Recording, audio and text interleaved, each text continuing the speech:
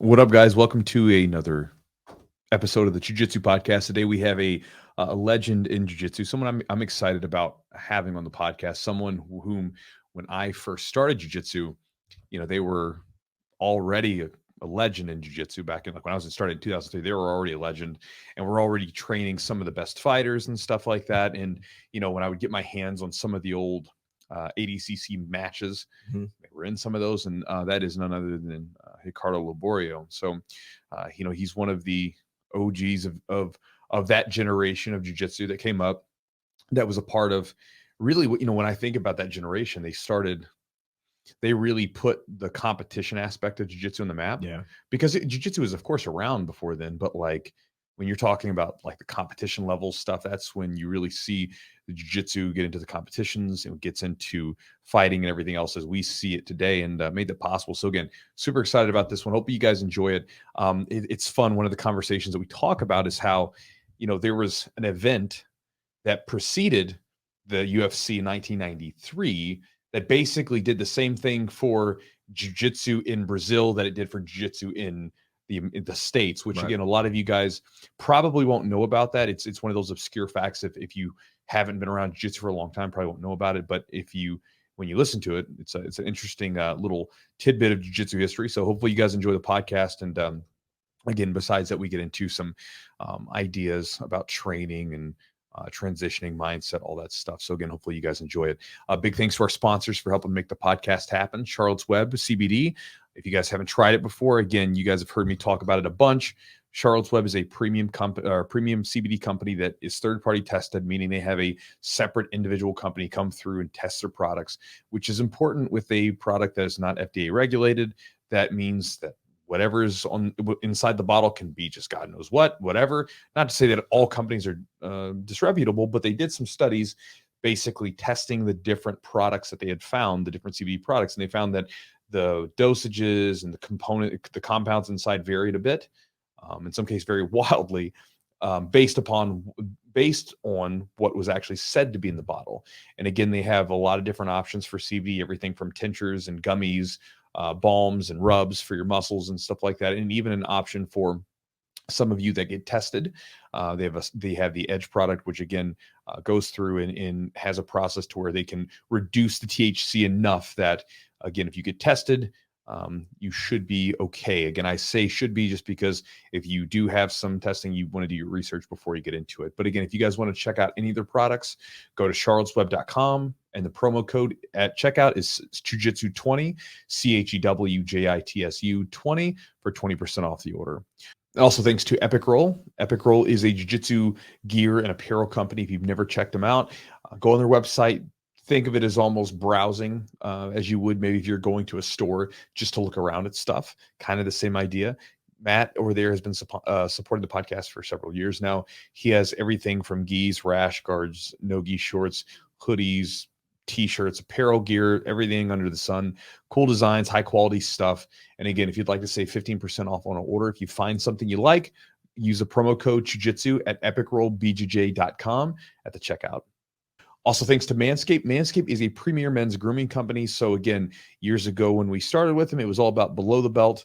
Now they've got a lot of options for above the waistline too. Everything from beard trimmers, nose trimmers, colognes, bath, body balms, everything. I mean, just anything that you want to like. You want to like smell good, you want to look good, they have you covered. And again, everything's made to be a premium product, good quality stuff. I've tried all of it. I like it. And again, so if you would like to try it, their products get my bearded seal of approval. You can go to the website manscaped.com, and the promo code is Jiu-Jitsu20 for 20% off the order, and you get free shipping. And guys, if you want to support the podcast directly and get access to an exclusive library of content that we've prepared for you, you can go to patreon.com/the Jiu-Jitsu podcast.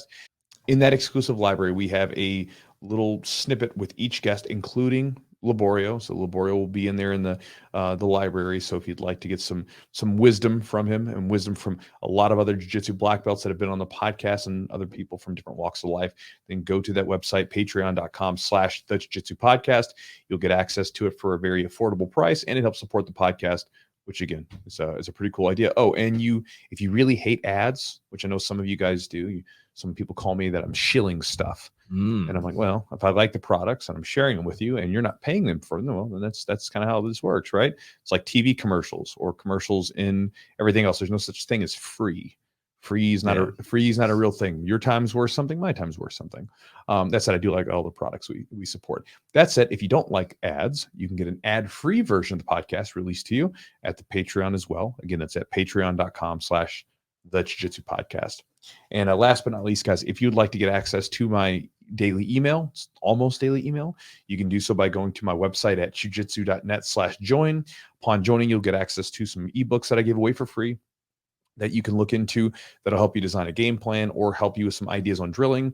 And then along with that, you'll get my daily email following that up. And again, you can unsubscribe at any time, or you can just enjoy them with the other thousands that do. And I also send out from time to time exclusive offers to the email list only. And so guys, with that said, let's jump into this podcast with Liborio.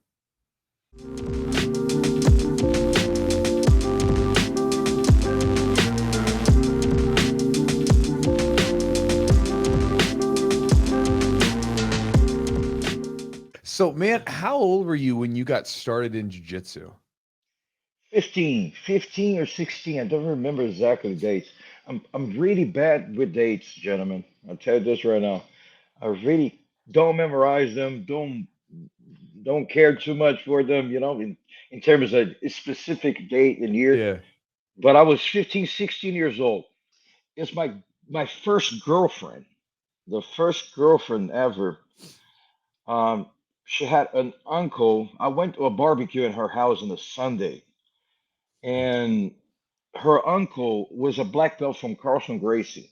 Okay. Her uncle is the only guy who received a red belt directly from Carlson, from his hands. His name is Carlos Rosado. Rosado. And Rosado said, man, I was, short and stocky kid, and he said, "Hey, you got to start training jiu-jitsu." Started doing that. I trained with Carlson Gracie. You should have come by. And it's funny about this is, have no driver's license in Brazil. You just have to get your driver's license with 18 years old. So I had no driver's license. You have to take the bus all the time.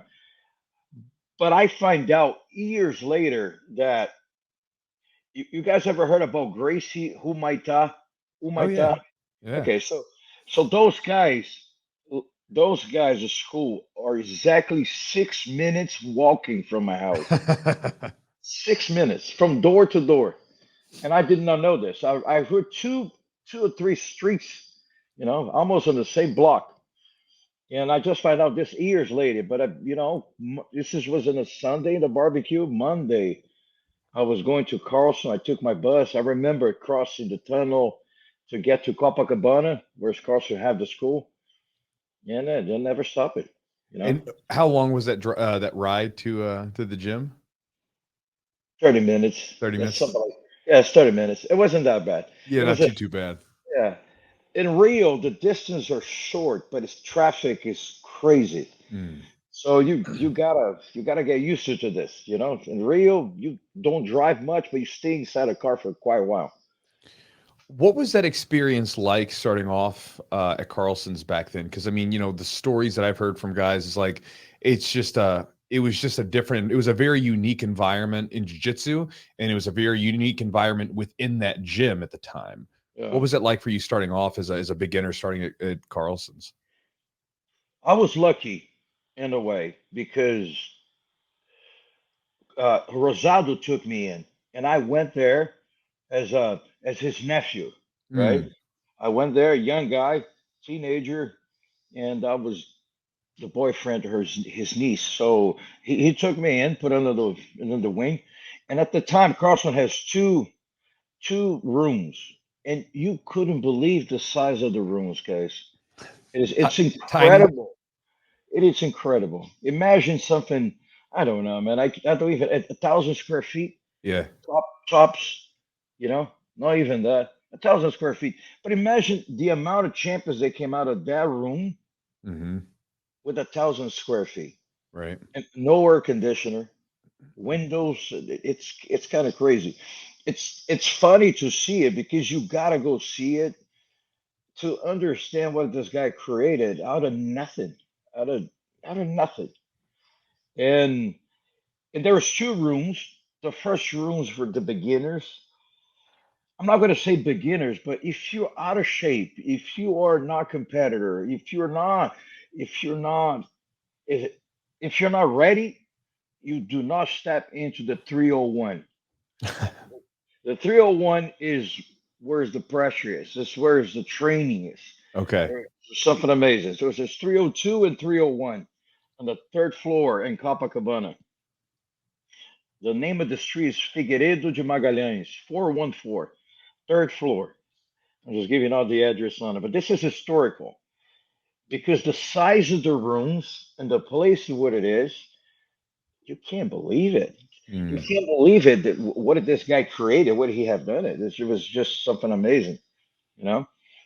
And I started at a 301, but pretty soon I was in the 302 training.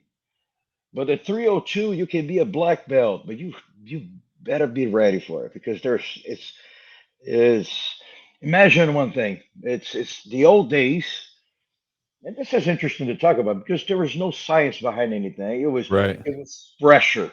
So you got a bag of beans and you put it in your hands and you start shaking over here and whoever stays is the champion. You know what I'm saying? It's Hmm. shaking, it's shaking, it's shaking, it's shaking, and who stays over here wins. So that's was the total science behind it. It was just there's not much of a drilling, and this is very interesting because I believe that I got a lot of injuries Hmm. for for the lack of the science behind us. If we Sure. had the conditioning, if we had the drilling, especially the drilling, it was not customary to drill at the time. So Mm. nowadays you have your conditioning, you have your training, your sparring, but you do have your 1 hour, 2 hours of a drilling a day. A lot of those guys include this in training. And it doesn't matter what it is, you just got the X on the floor and you boom, boom, boom, get in there. Boom, boom, boom, get in there. This is fantastic. This is just came late. Yeah. Right. It was not in our time. What our time is what we have a is porrada. So you go there and you train for 3 hours. Yeah. That's what it was. You know, the time you clock in and you sound the alarm and boom, 10 and 10 minutes or 10 and 10 minutes the things is gonna go. And I think I had a lot of injuries because of that. If I had a little bit more conditioning at the time, we didn't have this conditioning thing was really it's another thing is interesting. In 1991, Jiu-Jitsu fought against Luta Livre. Remember this? Remember that event. So this event in Jiu-Jitsu against Luta Livre, what is really a divisor on everything because Jiu-Jitsu is the first time a Jiu-Jitsu got together under one umbrella to fight against a common enemy, which was the Luta Livre guys at the time. Yeah, and explain that because for people that are listening that maybe don't know some of the history behind it, what was the rivalry between the Jiu-Jitsu guys and the Luta Livre guys? And this is interesting because Jiu-Jitsu used to compete on the Vale Tudos, and the Vale Tudos at the time they were way more in a clash of the styles. Mm. This is pretty interesting to know. Luta Livre started rising. Is a group of guys from a particular neighborhood there in Botafogo. Those guys they started training wrestling and catch wrestling. Remember at the time. So you have the background of wrestling and catch wrestling. And the luta livre, before being called wrestling, it was luta, right? Luta libre, and what they have there in even the wrestling itself was called luta Mm. livre. But they caught the name, they kept the name for the catch wrestling, as we see here in America. Now, at the time, jiu-jitsu is was in a phase that there was not a lot of valetudos. There was a lot of competition. There was a lot of internal competitions with the gi. Not even no gi. It was a lot of with the gi. And and the Luta Livre guys are all big, strong guys, but they have a lot of condition in terms of the weights, and the Jiu-Jitsu guys are all skinny, Hmm. comparatively. It really was. I remember Carlson at the time. He had a little bit of this thing. Man, you're gonna start working out. You're gonna gas out pretty soon. Don't do this. It's completely out of the knowledge there. Yeah. And and Luta Livre started raising the bar, started winning some competitions, and started making waves. And at one point, there was a challenge over Jiu-Jitsu and Luta Livre. And the Luta Mm. Livre guys invaded a Jiu-Jitsu tournament. Mm. And was inside of military base, and the fight didn't broke out. But at that moment, they realized that, okay, we're going to have to fight this guys, and we're going to create a team. But that time was the first time that Jiu-Jitsu had their internal rivalries got together under the coaching of Carlson Gracie to compete against the Luta Livre guys. Mm. And why was so important, there's a couple of reasons. But number one is this. Think this way. Before this, everybody was training at night at Carlson. All the high level Carlson Gracie students was training at night, but there was no professionals. So the guys were trained. He was working all day, and at night he'd reserve the time to go train. And you could have some of those guys that really rise the level above. But because of the type of training that they have to do, at this training for the Luta Livre, for this competition, for the Vale Tudo, it was put to noon. So at noon, the pro fighters started training. Mm. It makes sense. So all those black belts that Carson had at night, but they have a career and they come to train at night, they kind of stayed isolated in just jujitsu with a gi at night. Hmm. And the guys they started training with a no gi, with a more of on the striking, and at the time we called bloqueo. He was defending, take people down, but all in the volley to the terms. Okay. Started training at noon. Why this is was so important? Because separated who was Uh, pro and who was not pro. In 1991, it's collected, like they're saying, it brought all the jiu-jitsu guys together. So we have guys that we used to compete against in jiu-jitsu tournaments. Now they're coming together, like Gurgel and Castelo Branco and Traving, Marcelo Bering. There was a lot of guys that, got the Gracies on one side to the other side under the umbrella of Carlson. So everybody started training together. In 1991, after the event was televised live, was live televised to the whole entire country. And that was the first time that people saw the violence of the Vale. mm. And it was crazy because all the newspaper come out. This is a human cockfighting. This is crazy blood. People had it. It was kind of a huge impact. But Jiu-Jitsu won. And then the next day, every single teenager kid wanted to do jujitsu. It was And like this, the UFC before the UFC. but this is why you have to pay attention. 1991 inspired 1993 UFCs. Right, right. For you to understand this, in 1991, it was such a success on TV. Uh, UFC was created in 93. In between 91 and 93, there was a lot of Vale Tudos, especially in Japan. And people started getting the taste of competing against judo guys, wrestlers, people that are way more prepared physically, hmm.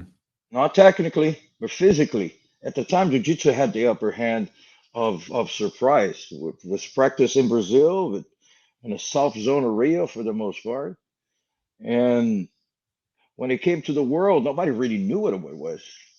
Hmm. And you saw the surprise. Hoist came down and then, really did what he did. I'm a big admirer what Hoist have done. I think now he just put it on the map, but he was so courageous and brave, and you know, it's not that he knew it that he was going to win against the tough guys. This guy really did it, you know. Hmm. And don't forget this, Hoist was a regular guy for us in Brazil. Yeah. You know, he was a skinny guy who's competing, did not win anything. It was not Hickson. Right. Hmm. It wasn't Hickson. And Hoist, when he came in, he just showed the world the jiu-jitsu's qualities and surprise and make people think, and he started training. Is the efficiency of the sport itself. At the time, nobody was training, just a small group of guys in Brazil. But in 1993 and 1991, it started showing high level athletes competing in something that they really did not know much, but the conditioning was there, the cutting weight was there, the strength was there, the flexibility, every characteristic that you see it nowadays in a high level athlete was there, and it was necessary. And people started really catching up. Jiu-jitsu for a while did not catch up to those values of the high level athlete.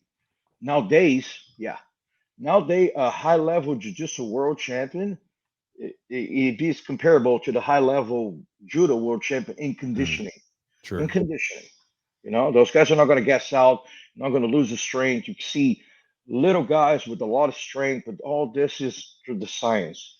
Hmm. But I'm just saying that 1991 was a very defining moment for jiu-jitsu because it inspired a lot of things and separate Hmm. pros to recreational, Right. Well, and then two, one of the things that I think I remember hearing is about how secretive almost people were. So back then, like, if Carlson's guys, if they came up with a new technique, you may not see that technique until it was like at a competition against one of the other teams. So I think it's what Dedeco was saying. Is like, we'd be like, there would be things where these guys are coming up with these moves and nobody else, or what was it? Well, maybe Alexi, but they would have these different moves, these different schools. The different schools didn't like train with each other. So when the tournament would come around, this school might have a new technique, this school has a new technique, whatever, and they were all trying to beat each other, and there wasn't that cross training aspect, like, hey, I'm going to go train with those guys on Sunday, and that just wasn't a thing.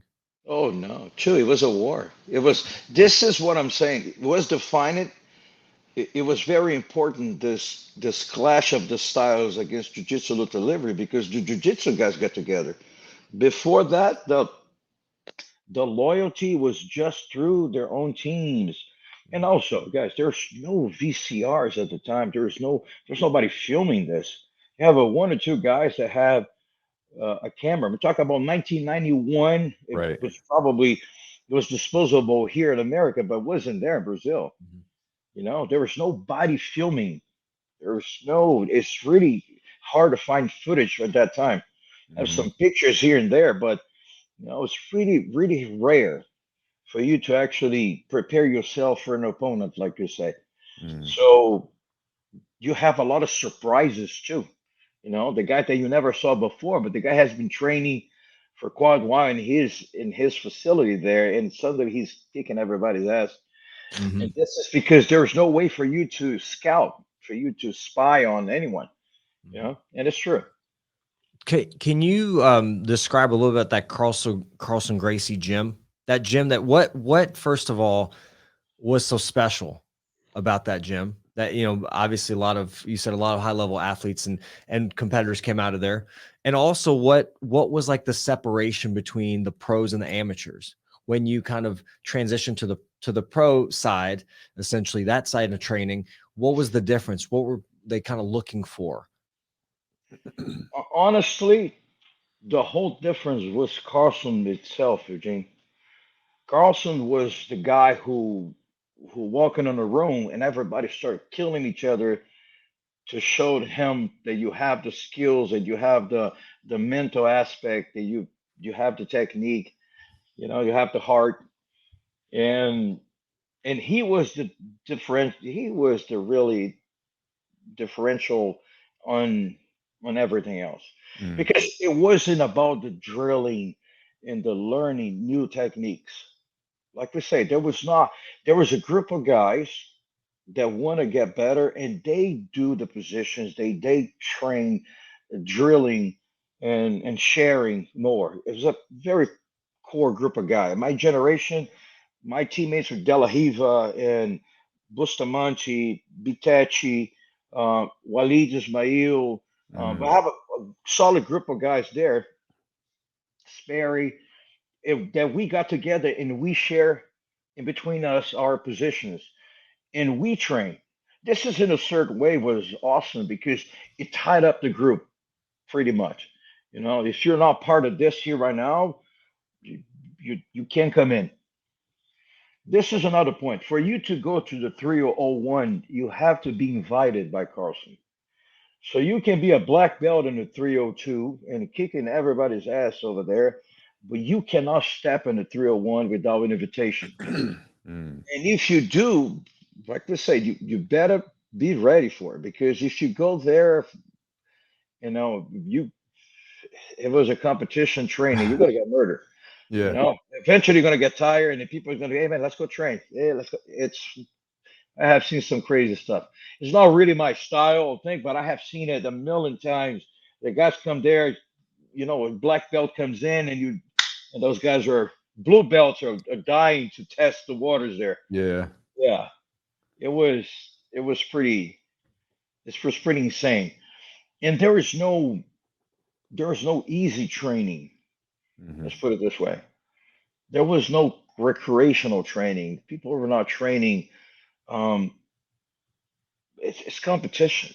It really was competition, competition. Your main goal was to win the other guy.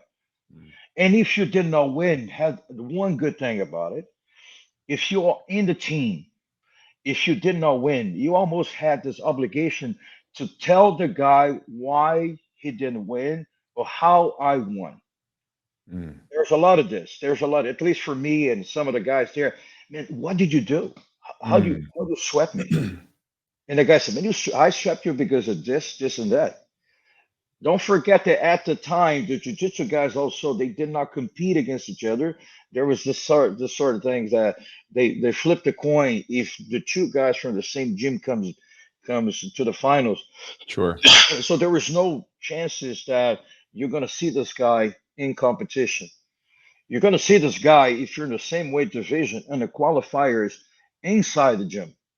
And we had some crazy qualifiers there, guys. Crazy that people come out and at the Carlson at the time there was some concrete shelves around it, the gym, that you can put your bags on the top. At the time of the qualifiers, they take all the bags out and people, the little guys, just started going to the top. They sit down there. They make it as a seat. So it looks like an arena. All those guys on the top of this Hanging concrete out. shell and the war going on over there, and Carso in the middle. You know, you see some crazy battles, and usually the guy who wins the qualifiers used to win the tournament. It's pretty crazy times, and it was just a war. Every day was a war. Every day was a war. Honestly, you don't get a little when you really have to take a break from that pressure, you injury or you recover from something, you go to 302 and you kind of take some of the guys there, they're not, you know, they're recreational. And you go back to 301 when you're ready to compete hard. But when you get there, you get ready, man, because it's not going to be fun. It's going to be, well, it's going to be fun afterwards, but, you know, at the Yeah. time, it's a war, it's win in any shape, form. You know? So when did you get, like, I guess to ask you then, because obviously you're an accomplished competitor. How did you get into competitions, and then how did that whole sort of thing happen for you? Hey, I compete my first tournament with 2 months of jiu-jitsu. Nice. Yeah. In 2 months of jiu-jitsu, there's no saying that. It is. You want to stay here, you got to compete. There was no way. There was no really recreational. And don't forget this. I came in as a Rosado, you know, attached, and people expect something, I guess. I just got Yeah. thrown there. Man, you got to compete. All right, let's do it. And then in 2 months of jiu-jitsu, we're already competing. The novices, the white belts, the blue belts, and that's it. And you never stop it. It was not like you see it today. You got to understand this. In our time, you have a very few tournaments. There was four, 4 or 5 a year. It's not like or once a month. And at one point, there was once a month type of thing. Mhm. And pretty much when I got in, there was this big brand. Imagine, imagine a very nice brand in our sport for our sport. Let's say Nike decided, of course, different dimensions, but Sure. imagine Nike decided to sponsor a new sport. So Nike now is sponsoring Jiu-Jitsu. And Jiu-Jitsu, new sports started growing because that brand. Mm. There is a brand called Company at the Okay. time. I remember that gi. Yeah. Company. Remember, Oh, I remember that it was like on the back. I remember seeing it, and it was or on the wherever the patch was, it just said company. And I was Company. like, what's the company? Ah. So okay, so company is the The name of brand. the company's Company. And Company at the time was a really good brand. It says really has a massive influence on the teenagers and Okay. from 15 to 20 something years old. And this brand decided to sponsor jiu-jitsu. And was a big transformation in any shape or form because they put the marketing, a whole marketing campaign to try to bring jiu-jitsu in. And right after that started being popular. But I'm talking about 1990, I don't even know, 1993, 4, I don't know. Okay. And make the transformation. I don't even, like I said, I'm not good with dates. But Sure. there was a big transformation on the volume and the amount of people that started practicing the sport. Mm. At, at my time when we started, it was really small in the south zone of Rio. We have the costume. There was the Gracies were there. We see those guys at the beach. You see those guys, and you're a teenager. You decide to doing something. In my case, I didn't know much about it. I just got hold by the hand and said, "You're going to start training jiu-jitsu with me. Let's go." And I Hmm. say, "Yeah, let's go." You know. How'd your first tournament go? How were your And nerves? honestly, I won. Yeah. I won my first tournament. Yeah. So after 2 months, so you probably had a little bit of a knack for it after 2 months, and if you competed Yeah, after 2 months, you probably had a knack for competing then. yeah. I had a. I guess I got a gift for it. Let's say it this way, and I really find myself into it. Sure. That was another thing too. I think it was very defining to me because before that, my sport was surfing. I used to surf. Yeah. I just love surfing. I used to walk with my surfboard and my dog to go to the beach and come back. Um, so I always really liked surfing. And when jiu-jitsu came in, it was like, man, that's it. That's my sport. This is my thing here because I just found myself in any shape or form. My friends all came from jiu-jitsu, and pretty much I don't know, pretty much I was someone, you know, and Yeah. the sport pretty young, 16, 17 years old, you know, there was a lot of Ricardos. So Carlson, when he really learned about my name, he said Liborio. And he started calling me Liborio, and no Mm. one called me Ricardo ever. It's Liborio, Liborio. Right. And and I remember that Liborio is not a common name in Brazil. Very few guys have the last name Liborio.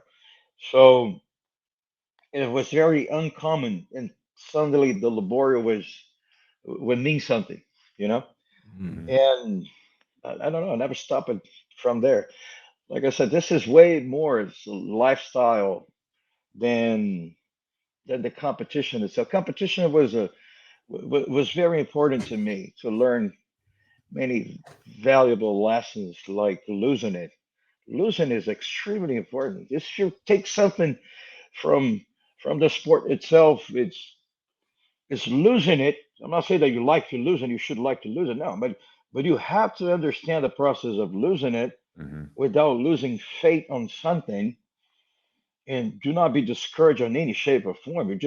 You accept losing it as a part of a journey, or accept losing it as it is. I mean, losing it, deal with losses are very important, man.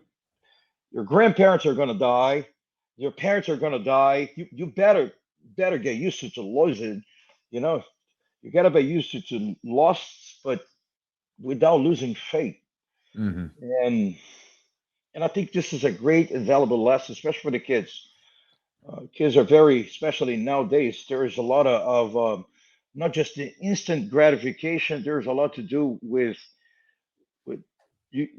You go to the Instagram or flashes of life, Yeah. right? Go to social media, flashes of what a true life is.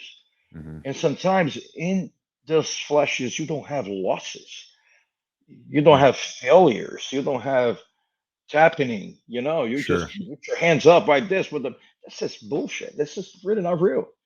You got to second in, and you got to let losing coming in. And if you never train, you don't know what losing is. You cannot be good in jiu-jitsu doing katas in front of the mirror. Right. You're gonna have to train. You're gonna have to sweat, and you're gonna have to lose, and you're gonna tap. And if you think you're super good and you're here on the top of the world, guess what? You're gonna get old, and you're gonna tap again, and you're gonna lose again. So Yeah. you better find a reason to be on a match that's not just to win, unless you are a competitor. I think Carlson's mentality was extremely good at that point of and I think this has sharpened up the sport in a way that we are considered a legit sport. If it makes sense. Sometimes you have the recreational goes without some sort of a competition. You really do not develop the sport. Competition develops the sport, in my opinion. Mhm. There's no competition without losing it. Mhm. There's no training without losing it, guys. So you know this. So one of the things that I believe that I learned a lot from competition times is to have that desire to win, but understanding that the process will be with a lot of losses in a way. And how you make your mind in between a bad training camp and a day of the fight is completely different. You gotta be in such a mental state about, and I have seen it in MMA too. I have seen it, some of the guys, some of the best in the world. I give an example. Minotauro, Rodrigo Nogueira. Rodrigo is one of the best examples of this. Mhm. If I tell you that Nogueira is a regular guy, I mean, he goes to training camps and he loses so much in Mhm. training camp. And not that he wanted to lose, that's the process of losing it and passing to the pressure of it being Shark Tank or being developed from strategy. Sometimes you have a fight a wrestler, you're not going to be doing the same thing that you're fighting a striker. Um, my point was this guy was a regular guy. He tapped so many times. This is like a recreational thing. Mhm. But when he goes for competition, I never see something like this. I'm always mention Nogueira, Big Nog, because this guy comes with his skills from here to here in Mm. competition. So in competition, he got better. But it's not just because he deals with the pressure. No, it is weird. He got better. He Mhm. got stronger, but his technique got better, faster. Mhm. I don't know what it is, but the competition itself, he gets better than when he is in the room, when he's in camp. Mm. But it's not even in camp, not during camp. During camp, the amount of pressure that you have it's a natural thing for you to put yourself down a little bit, and doubts come, and you have to deal not just with the nerves, but you have to deal with the massification of the body, right? You're tired, Yeah. especially in the end of camp. But with this guy, man, even out of camp. when he's training recreational, he is not as good as when he goes to compete. When he goes to compete, he's doing things like I never saw him doing during camp Mm. or in a room. Try to explain this. It can't explain. He's better. Mhm. That makes sense, you know? It Yeah. does make sense. I've seen a few guys like that, and it's rare because Yeah. most people, a lot of times you'll see those guys where they're better in the gym, and then when they compete, maybe they don't show up as much because they're nervous or whatever. But I've seen a few guys where, I mean, they jump up a level on the day of the competition, the day of the fight, and you look at them and they're doing stuff that you're not really sure where they learned it or how they figured it out. It just they're all making it up on the fly, and you're thinking to yourself, where's that guy on Monday and Tuesday or whatever else? But it just, I guess, competition and all that affects people differently. Yeah, I agree. But before and after is very important. You know, what you do when you lose, you quit. You just don't quit. Yeah, that's when discipline comes in. It speaks louder than anything else.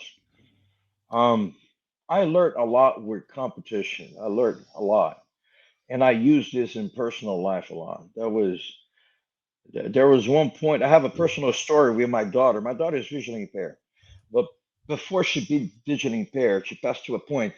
Um, when she was 1.5 years old, she had the soft spot on the top of the head closed before the time.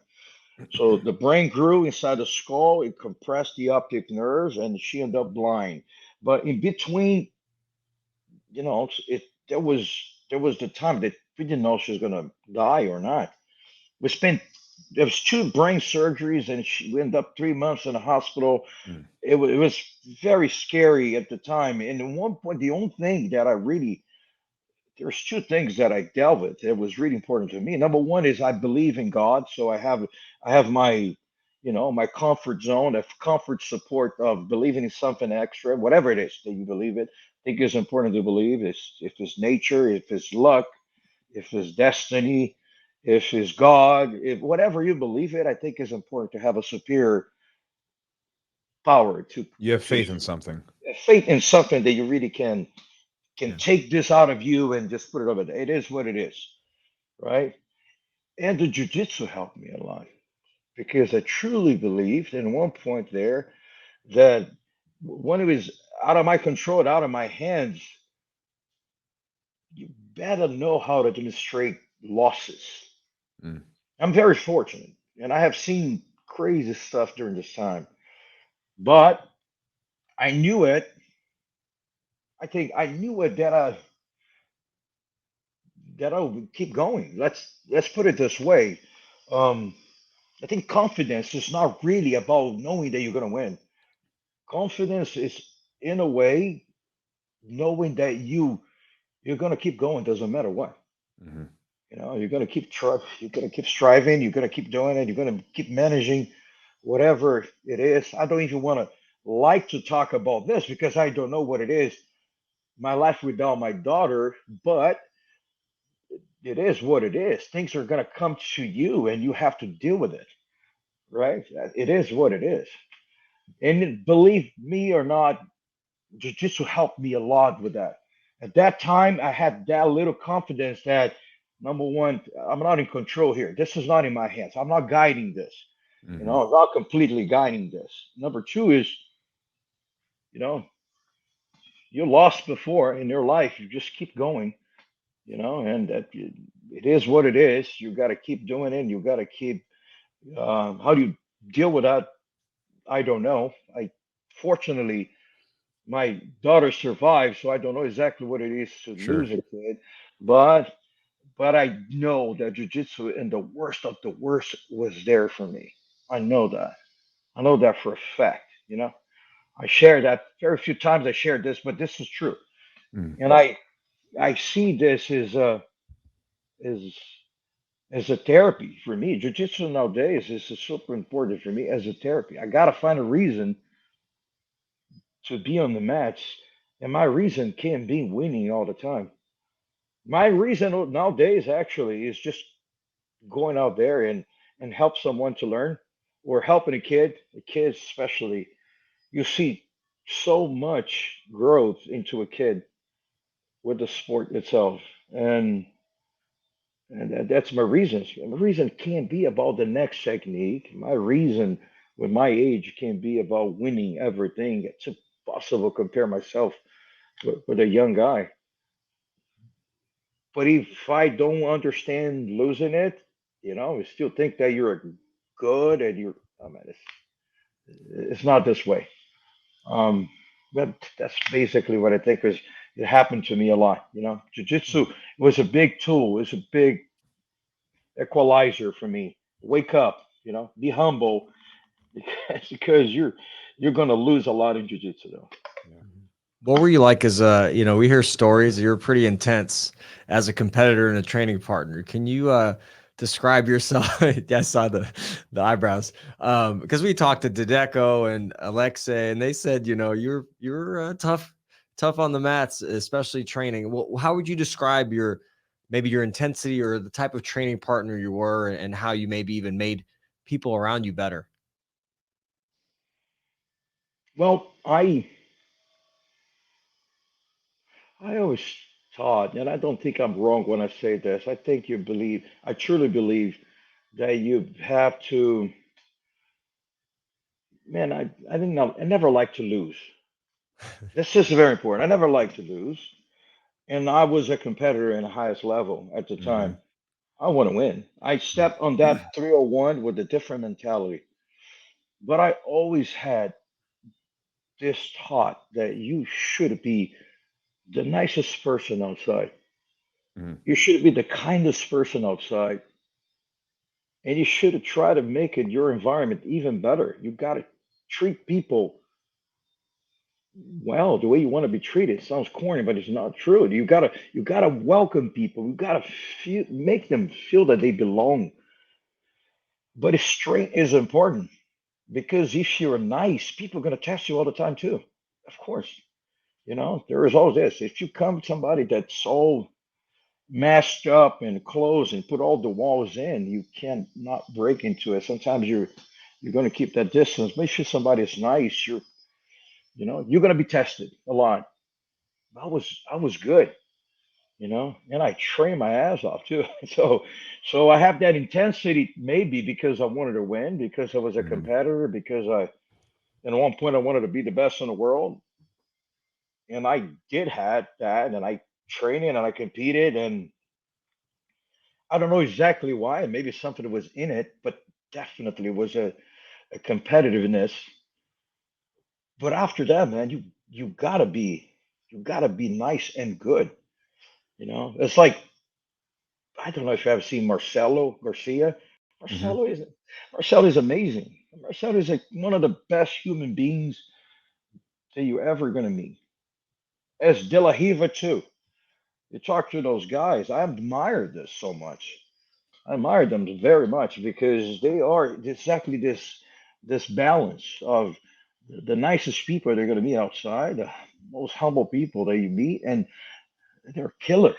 They're so capable to really take you to different levels of the sport that you're going to respect that. You have to respect that, and at the same time, it, those guys are good people. There's Hmm. two reference right there. Mhm. Here's a question I have for you, because obviously you've either won or you've placed in some of the biggest competitions of your time, both gi and no gi. You've also had a pretty impactful coaching career as far as like the teams that you've been a part of and the teams that you've helped build. And I know this is hard. So again, just maybe if something comes off the top of your head, one, is there any performance of yours as a competitor that stands out that you're like, that was probably one of my favorite, if not my favorite performance as a competitor? And I know that can be tough to choose. And then the other one would be as a coach. Has there been a has there been something that you've accomplished as a coach? Maybe this is a person's performance, maybe this was a team you built. Was there a something as a coach that really stands out to you that you're very proud of? Well, let's. Well, I gotta say that you know, being the world champion as in 1996, the first one, Hmm. it was very, very important. It was the first world championships. and I was on fire. I trained so much for that. I compete weight division.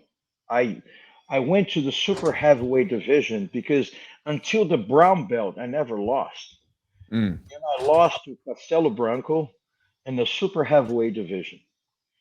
And I went after him to try to revenge my loss in the super heavyweight division. And I beat him and I won. So I won the super heavyweight and I went to the finals with Amaury Bitech, you know. Mm. But I was in such a good shape and I got the award of the most technical black belt on the world championships. At the time they have this. It was a mess also because the votes and everything else was it was tremendous confusion. But it was the first time that they vote for best performers in each belt division. Okay. And I got the black belt. Now, when you go as a coach, I just really remember it was very impactful to me. Bustamante is one of my best friends, Murillo, Yeah. and I he was my roommate. He's really one of my best friends, and see him winning the UFC belt was very important to me. It was Yeah. very dear. I remember him as I remember Mike Brown too. Mike Brown when he beat Faber, he won the WEC at the time. There was a couple ones. I was there with Robbie Lawler won the Yeah. belt, and when Tyrone Woodley won the belt. So all those guys are my guys. I've been there for those guys. But I truly believe Bustamante touched the heart because this is really one of the guys that you grow up. I grow up with him. You Hmm. know, we're we're kids, Yeah. and I see him and his projection and his desire. He's going through so much, to get there. And it was a very proud moment for me. This is really one of my best friends achieving his best goal in objective. And I was his coach. I was in his corner. I was in his corner from his first fight until his belt at Mm. UFC belt. So this is was it meant a lot to me, I guess. Yeah.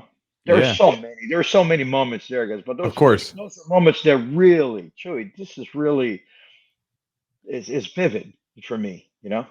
Well, sure, it's a beautiful thing because, you had your own competitive dreams and drives and stuff like that, and then at some point you had to make the transition into something else, and you became a coach, and you've helped a lot of people help realize their own dreams and their own aspirations and that stuff. So it's a beautiful thing, right? That's giving back to the next generation beyond you and helping those people reach what they want to reach. I think there's so many differences in between the sports we see it today. At that time, there's so many discoveries, the evolution of the technique and the evolution itself of the sports. I say jiu-jitsu and MMA and and and the whole science behind it. There's a lot of science nowadays. And nowadays we live in a world of everything is so easy to access Hmm. and everything is so free. It's free to learn. People watch your channel, Joey. They learn. They inspired by what you're telling. This is wonderful. It's beautiful. But it's everything is on the tip of the finger right there. Yeah. If you're not good in something, and if you have training partners, maybe because you're not applying yourself too much. Hmm. And in our time, it was nothing like compared to this. There is no science behind it. We're believing what a Carlson was saying. So Carlson never lifted weights in his life. Right. You know, never took one supplement. It was a completely different world. And I see it. People talking about new generation of jujitsu and old generation of jujitsu is. I think everything is jujitsu. In my opinion, there is. Um, it's an evolution. It's a natural evolution of the sport. What I like the most, I really don't know. I like the fact that takedowns in my time were very applicable, and I think takedowns are very important for self-defense. I think knowing what I know as MMA, nowadays, I think you have to learn everything. You got to be open to learn from everything. I truly believe that. I really, truly believe that. Especially as a coach of MMA, you have to be open. There's so many good stuff from each one of those martial arts, and you have to be open. Oh, we're better than this. That's BS in my opinion. You've got to Mm. be open and you got to be learning. You got to be studying the whole time, always. I'm really, I really think this way is always was my idea, my motto, my posture in as MMA coach or even a jiu-jitsu coach. But in a way, I like the takedown part of it too because I think it's more interesting. Anyone can understand a takedown. Hmm. Anyone. You put a 9-year-old lady, and she's going to understand what a takedown is. She's going to understand the emotion of the takedown. On the ground, not much. Um, I remember going to China in the first MMA event that happened in China. The Sheikh of Abu Dhabi took a whole entire airplane to China for this first MMA event there. And during the event, the arena was completely sold out. And during the event, the Chinese couldn't understand the striking, Mm. but when it go to the ground, everybody was laughing. Mm. Ah, and when the guy gets submitted, they couldn't understand nothing. The Okay. guy got submitted, the other one tapped, but no one could understand or realize that the fight was over right there. Mm. No one. That's what it's a long time ago was, That's how it was for all of us back in the early OCs. We Yeah, didn't understand it. yeah. So that make me realize that how old I am, guys. Holy crap. It just made me feel depressed right now. Well, you could feel depressed, but you also had obviously you still got some years left, God willing, right? But at the same time, you've done some really cool stuff because we only get a certain amount of time here, right? Yeah. But you've accomplished some cool things and you've made an impact in the sport and the martial art that you devoted your time to. So I mean, that's admirable. Thank you. Thank you, Chewy. I have a passion for this, guys. I feel like very blessed because I really discovered what I like to do. Mm. COVID times was something similar to that. COVID times, everybody had that golden ticket to say, "Man, I'm not successful." This it was because of COVID. For me, this time of reflection was very important because I knew what I wanted to do, and it was very hard times because you cannot travel. The schools were shut down. You Hmm. cannot make money with seminars. At the time, I was teaching at university, and just to start a job at university, teaching 3 classes, and all the classes were shut down. Mm. What do you teach? I teach jiu-jitsu in the kinesiology department. That's awesome. That's Yeah, fun. it's I got pretty cool. my bachelor's degree in physical education. So I'm a physical therapist, but my bachelor's in physical education. Yeah, So I took a lot of these sports classes, right? yeah, Racquetball, soccer. yep, They never had, jujitsu or grappling. That's so cool that they do that. That's very interesting. yeah. It's been a success there, guys. It's pretty interesting to see how the thing grew so much. We started with one class and one class with 10 students. Uh-huh. That's what it was. Now we have 6 classes at jiu-jitsu, 4 in the beginner level 1, and we have a level 1 and level 2. Mm. So we have 4 level 1 and 2 level 2s, and this thing is just growing with 50 students in each class. Imagine that. That's incredible. That's Yeah, super interesting. I think To that's the see that, future. yeah, that shows kind of, I think, how mainstream jujitsu is getting, which Yeah, I think even when I was talking to a white belt the other day. He was my neighbor, and I tried to get him into jiu-jitsu for years, and now he's like 20 years old and he's finally training. And I was just thinking about when I started, and like you tell somebody what jiu-jitsu is. I mean, think about it being in school, teaching it as a class, but like yeah, just explaining what jiu-jitsu is. And of course, nobody had an idea. Like yeah, nobody had. Now you can tell someone I train jiu-jitsu, and at yeah. least I think 50% of people are going to understand it's a kind of type of grappling. I have a story about this. Look at this. This is true story. we had a we had an American top team, and we opened up in a school in Miami, and the guy who opened up there was Jonathan. Jonathan opened up the school, and he put it this America Top Team logo with the Jiu-Jitsu on bottom. Man, everybody was calling him, thinking that he was the Japanese restaurant that was in the same mall. Everybody thought it was Jiu-Jitsu, the Japanese name. Oh, So that's funny. everybody had to change his number. True story, true story. And nowadays, it's a lot of people. Man, I believe Jiu-Jitsu is the new yoga for tough people. I keep saying that, but it's true. The It's new a yoga yoga. for tough people. That's what it is. You know, don't you grow spiritually. I think Yeah. you really grow spiritually if you have somebody who can inspire you as a coach. Mm, They can give you good, like Chewy does. I really like it a lot because it makes up the jujitsu effectiveness. This is effective sport, guys. mm, It is an effective sport.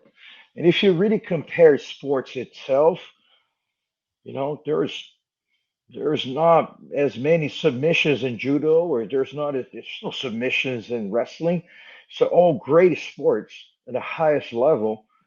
But in grappling event itself, jiu-jitsu is really one of the most efficient ones.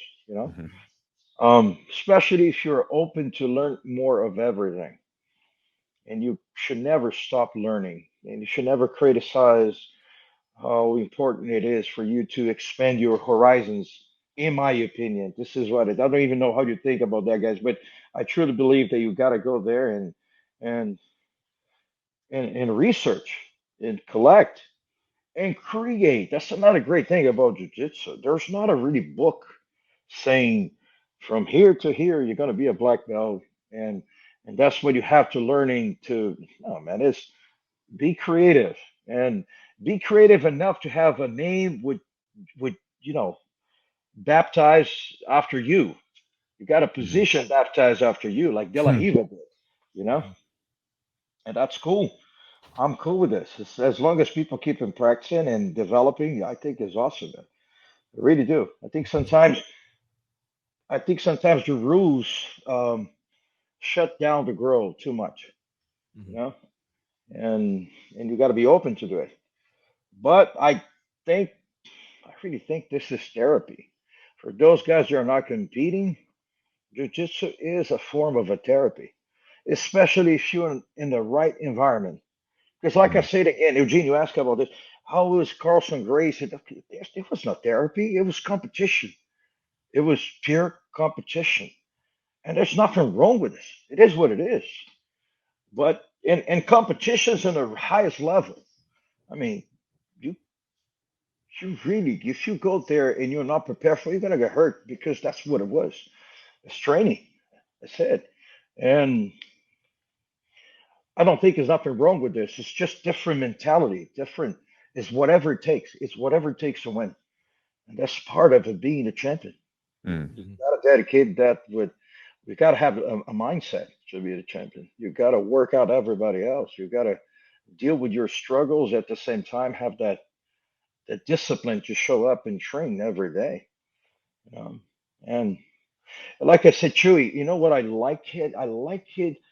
What I like it, your work is it is inspiring people, and inspiration is the beginning. You got inspired by something. It's not what is going to make it. You got inspired by something, and you find motivation to keep doing things. There's going to mm. be discipline is going to make things happen. Mhm. You know, That's you right. got inspired to be a white belt, but it's going to be discipline is going to make you a black belt. Hmm. That's what it is. You know. Mhm. Yeah, I think Chewy, I think one thing that you do always really well is you're a good storyteller. Mm, And I think you being a good storyteller, like Professor Ricardo was saying, is you connect with people.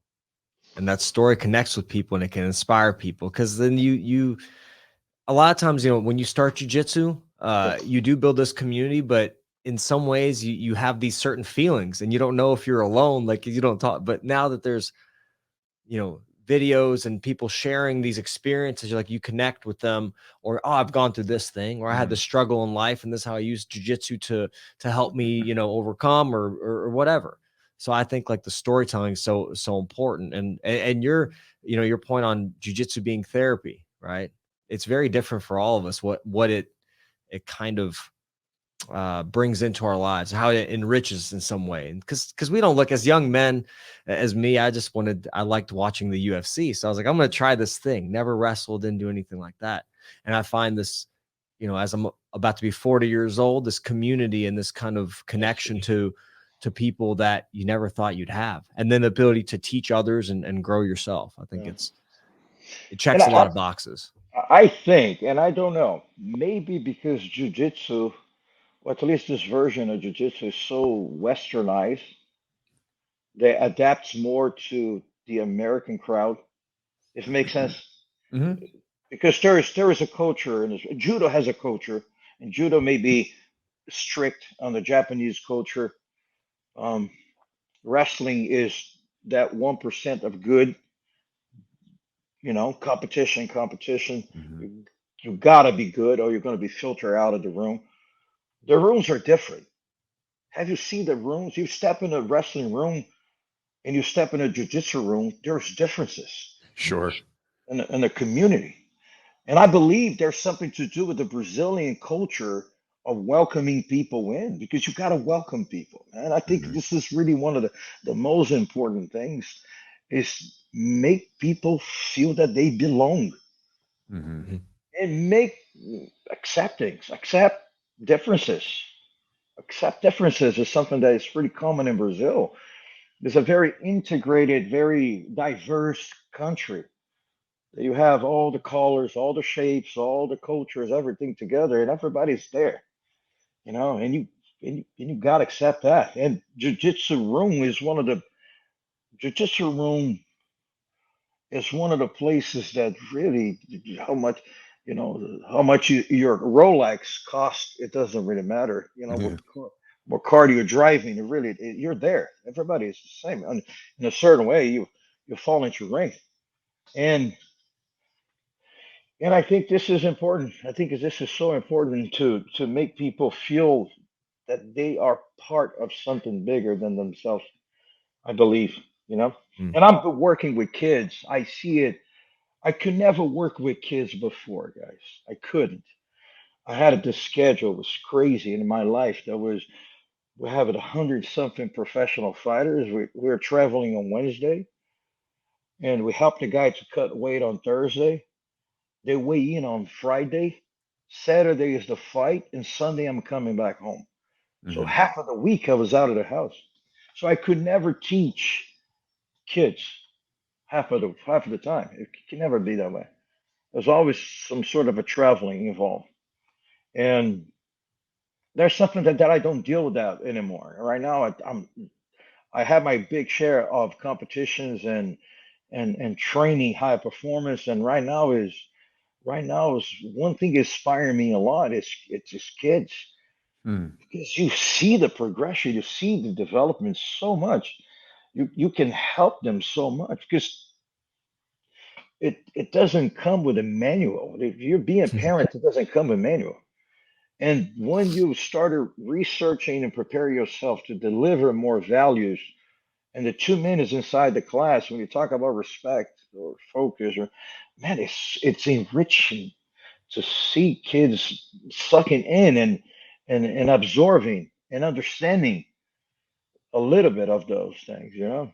And I see this as a perfect tool in the future for the growing of the sport of jiu-jitsu. Like, jiu-jitsu is going to be really connected to kids, um, in a very fun way, with the delivering all this, and those values itself. Because the school cannot do this. You're not allowing to do it in the school. So the kids who come to martial arts, they kind of absorb a lot of this. Yeah. What do you think? Is there something you can pinpoint that has led you to be so successful as a coach? You know, you've had these, you know, the Tyron Woodleys, the Robbie Lawlers, just some of the elite, you know, high level, have achieved the highest level in MMA, and you've also got, you know, a gym.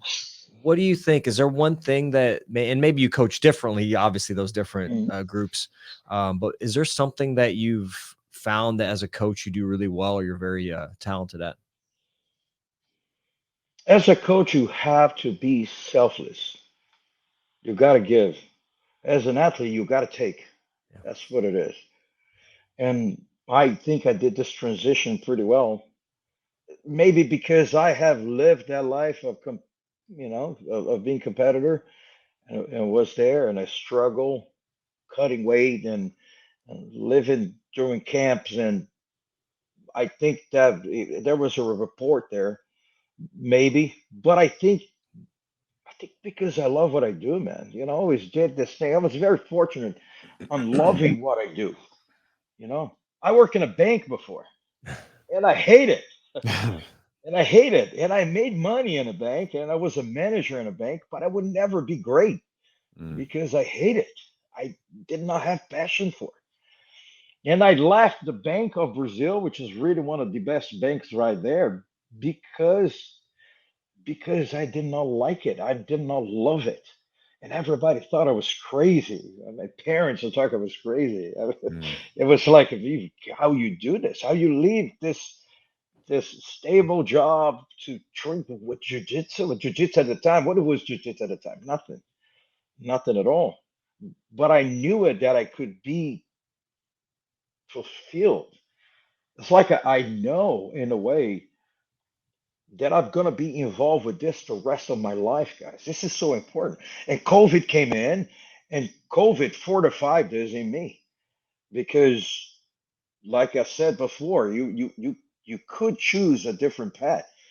But man, I know what I wanted to do. I know what I love to do. I want to, and I like people. I want to be around people and to help people in a certain way, and make money. Of course, everybody wants to make money, and I think there's tools for that. You have to have this understanding and how, if it's the product, it is. There's no shame on surviving and bring oxygen to you and to everybody else. You don't want to be sure. one of those, you know, unhappy guys because you're not providing quality life for your kids and anything else. So, but you have to have an understanding what are the businesses and, Hmm. and what is the value of your business. And the value is not, at least in my case right now, it's not about the perfect armbar or the most, the most colorful sweep or no, it's or the values that we bring into the table.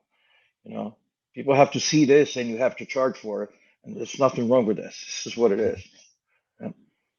Appreciate you being on with us, sir. Again, we told keep you keep the interview for around an hour. Yeah. But it was a fun chatting with you. If someone wants to follow you or sort of kind of keep an eye on like maybe some of the stuff that you have going on with your teaching or your coaching or anything else like that, where's a good place for someone to find you? Well, Liborio BJJ at you, Liborio BJJ. I think that was my Instagram. Yeah. I'm not really, I'm really into it, but I think it is. I'll Yeah, add I'll put it in the show Yeah, notes. if you No, guys check no the show worries. notes, we'll put some okay. information about Professor Liborio in there, and you guys can check him out and read up on him or find some of his matches and stuff like that, and go dig into some sort of what we would call. I don't mean to say this to to make you sound like you're old, but jiu-jitsu history, right? Like you were part of the first world He's a legend. championship. You've been in a part of that. So you placed in the Abu Dhabis and all that stuff back in 99, 2000. So very cool moments and a part of our a part of where we all kind of came from. So again, appreciate you for being on the show with us. No, I appreciate it. Guys, thank you so much. It's always an honor. Let's see if you guys can come to Orlando one day. Come visit the university. Come see at the school. You guys gonna enjoy that. I hope you find time to do this one day. I Thank you so appreciate you much. guys a lot. Okay. Absolutely. Thank you. Thank Thank you, you for sir. sharing your Thank you. knowledge. It's awesome. It's I really cool. appreciate you guys. Take care, guys. All right, guys. So hopefully you enjoyed the podcast today. There was a part he was talking about therapy and meditation, and this is something I think about with martial arts. One, by the way, that therapy thing, I talked about that in one of my recent Instagram posts that he said that. And I really think that jiu-jitsu is kind of a form of therapy for a lot of us. But there's this idea that I thought about with like martial arts and meditation. Like Eugene and I both, we have experienced at times ruminating thoughts that swirl around in our Yeah. head mixed with a bit of anxiety, right? And I think that's something that everybody deals with at some point in their life, right? And I think it's interesting because, sometimes they'll say, well, to relax yourself, you need to focus on your breath and breathe and relax. And that's great. But like when that's like, for me, meditation on that sense is like really good beforehand. But like when I'm in it and the actual thoughts are just swirling around, if I sit down and just breathe, Yeah. oh my God, it's going to be a mess. It's going to make it worse. It's just going to be like paranoia or anxiety swirling through my noggin. But it's like, if I go train, you know, if I go do some actual physical training, some boxing, some jiu-jitsu, something, I feel so much better. Yep. You know, it's like it just clears my brain in a way that nothing else does. You know, and again, I've done lots of different forms of meditation, things like that. But it's like, and there are some active forms of meditation that I've done that have come close. But it's that, right? And to me, like it's this martial arts is a sort of an active form of meditation. And I think of it this way: a lot of times we think we need to get our head right in order to get our body right, right? And to me, a lot of times it's the opposite, because to me, so much of our traumas and everything else, it lives in the body, right? And then it like comes up. Yep. And there is, again, with our body does not separate the brain and the body. It's all one. It's all connected. And so, you know what I mean? So like you could, for instance, you could grab onto someone's body in a particular way that could have some effect on them because it reminds them of something from a long time. Or you get a hold of someone and you can feel this rigidity in certain muscle groups and stuff like that, right? But with like martial arts, I think martial arts goes the opposite, right? It's like we get our body in check and then it puts our mind into check. You know, it can, yeah. And to me, like, you know, and it can, of course, but again, it's been very useful for me. So when he was talking about that therapy thing, I very much believe in that. I think of the martial arts as a lot of times as a form of meditation for many of us. You know, when I was actually, that's a funny point you're making, because not funny, but when I was coming up with like the jiu-jitsu therapist, right? I was like, I kind of had that idea. I wanted like it to be therapy to be in there, because I felt like so much of it was like, you know, what I do is like physical therapy, but also like jujitsu being like a therapy to people. Yep. And that was always like my thinking. And I was like, I don't know, like, because therapist is kind of ambiguous, right? But that was kind of one of the things I think it's always been. And it's a surprising thing because you don't anticipate that that's going to be what it does for you. Sure. Like, I want to learn how to choke people out or whatever, you know, whatever your reasons are for coming in. But it's such a important, you hear that from people like Professor Liborio, who's just been as a young 15-year-old getting into like the deep end right away and has had all this benefit from jiu-jitsu, still trains and still, you know, gives back. And it's like a different therapy. And he's seen how it's helped him overcome difficult things, you know, like you said, with his daughter having some health issues and just being able to overcome those things. I think jiu-jitsu has been a big part of that. I think it's, like you said, it's a big part for all of us, where if something shitty's going on, we can use it to kind of just catapult us over that. For sure. Move past it. Yeah, because like at the end of the day, when most of you guys listening to this, I mean, you're not world competitors. You're people that are doing this, and it's like your hobby. You enjoy doing it. I know we have some people in here that do compete a lot, but most of you guys are just training because you enjoy it. Yep. And it's interesting that a lot of times the reasons why you enjoy it might change over time, just like anything else. I always say this: jiu-jitsu is very much a relationship. And any relationship that you have will change over time. Like, for instance, you know, if you have a loved one, like a wife or a husband that you've been with for a long time, the reasons that you fell in love with them are typically not the reasons why you've been with them for, say, like 10, 15 years, whatever. Sure. Those reasons change. You know, we change. Everything's changing. And so, you know, again, our relationship with jiu-jitsu will a lot of times change. You might go from a hardcore young competitor, like many of us wanted to be or were, to, okay, I'm getting a little bit older, let me coach, or gosh, now like I'm just kind of just enjoying this ride a little bit, and I don't really put a whole lot of emphasis on trying to win all the time. Yeah. It's an interesting thing. Right. It's kind of like your relationship with jiu-jitsu, like your goals. I think it's dependent. Your relationship is going to change depending on what your goals are. Well, sure. Because, well, I mean, again, the way that you see the world around you is a reflection of who you are inside. Right. I mean, it comes down to that. So if you're a person that has something to prove, you need to go fight and prove something. If you're going to be that person, you got to prove something to yourself, to other people. I mean, you listen to Liborio. He's trying to prove to Carlson, hey, like, look, I'm good. He's trying to prove to himself, hey, I am good at something, right? We all do that, right? We all do that to some degree. And then you go through that, and then you're like, okay, I want to go through another phase. I want to do something else now. I want to transition to something else. And so, you know, the way that we see things, the way that I think Emerson said that your actual reality is a reflection of your inner world, something like that, right? Yeah. And I think that that's true because, again, that we manifesting things in a way, and I don't want to say manifesting as like I just sit there and think about it, but through our actions and through the way that we think constantly, that sort of shapes the world around us and the way that we view everything, the lens that we view everything from. But again, hopefully you guys enjoyed the podcast. Hopefully you got something from it and enjoyed just hearing from a legend in jiu-jitsu. And I think it's fun. If any of you guys are at the Origin camps, you'll I don't know if he's going to be there this year, but I remember he was there last year, and it's like I could like with those kinds of guys, those guys with that kind of experience in jiu-jitsu, who are also like super friendly.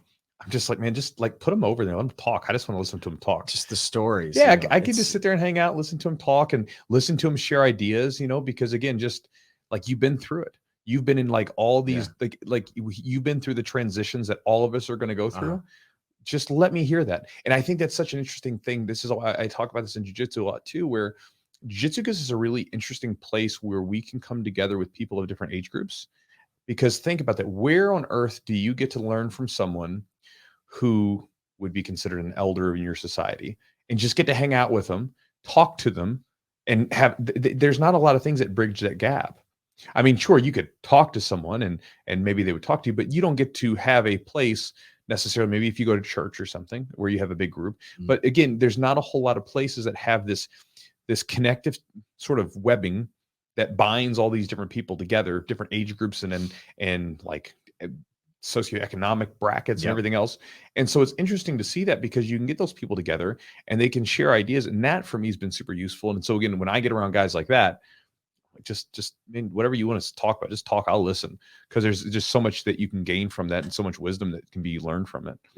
So anyway, guys, hopefully you guys again enjoyed the podcast. Thank you so much for being here with us. Again, if you guys want to support the podcast, and then check out our sponsors, charlottesweb.com. Again, I've been using the products for a number of years. So is Eugene. They make a terrific product. If CBD's ever been something you're interested in, go to their website at charlottesweb.com. Use the promo code Jiu-Jitsu20 for 20% off the order. Again, if you've never used CBD, my encouragement, like any other medication or supplement, check with your doctor, see if it's good. And then from there, use it like for a straight month and see how you feel. Most of the packages are sort of dosed for about a month. Try it out for a month, see what you think. You notice a difference, good, great. If you don't, no big deal. Everybody's a little bit different. But again, I find that a lot of people, especially you guys that are sending me messages that you use the products, say that you've noticed a difference and that you enjoy it. So hopefully that's the case for many of you guys if you try it out sometime soon. Also, thanks to Epic Roll. Matt at Epic Roll has been a sponsor of ours for a number of years, makes terrific products. I've paired up with him for some of my no-gi stuff in the past as well. If you guys would like to check out any of his gear or apparel, again, high quality stuff, cool designs, again, gi, rash guards, shorts, hoodies, t-shirts, you name it, he's got it. epicrollbjj.com. Promo code is Jiu-Jitsu for 15% off. Manscaped.com. If you are a man, or if you know a man in your life that would like to step up their grooming game, or if you would just like some really premium grooming products, right? So again, a lot of times I don't think maybe this is not all guys, but I think that a lot of times guys don't appreciate having like some nice grooming stuff until they have it. Sure. You're like, oh, this is the difference. I can feel the difference. Sometimes it's like one of those things where, how do you know that how would you know the difference between filet mignon and a hot dog if you never had filet mignon, right?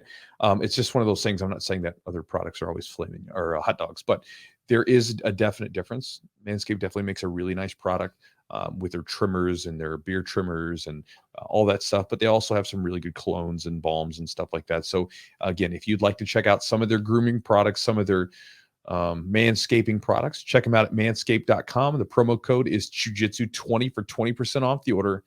And again, you get free shipping. It's a great deal on it. So check them out. And again, guys, if you want to get some little bits of wisdom from all of the guests that we've had ever on the podcast, including Liborio, you can go to patreon.com/the Jiu-Jitsu podcast. And again, just mentioning this, if any of you guys hate ads, because I know some people do, they've mentioned it sometimes. You can go there, and if you sign up, you get everything for a very affordable price, but you also get an access to the ad-free version of the podcast. So if you would like to not listen to ads, sign up to the Patreon. You can get access there. Otherwise, you can listen to my beautiful bearded voice talk to you about some products that I like and have been useful to me, and we'll just kind of go from there. And if you want to join my email list and get access to my daily email that I share and get some free ebooks that I give away. You can do so by going to my website at chewjitsu.net/join. When you join the email subscriber list, along with getting my daily email plus some exclusive offers that I only send to the email list, you'll also get access to 2 free ebooks. One is on drilling and the other is on coming up with a game plan primarily for a competition. So it's something where if you'd like to see like my actual game plan, what I put into competition, you can check it out there. But that said, guys, that is the podcast. Hopefully you enjoyed today's podcast and got something from it. I think I've said that 3 times already, so a little redundant, but hey, it's all right. And drive the point home, Chewy. That's Just right. bring it home. I'm repeating just like reps, just like doing the reps. I'm trying to really drive it home with a technique. I'm just trying to drive home the idea that I hope you got something from it. But that said, thank you so much for joining us, and we'll talk to you next week.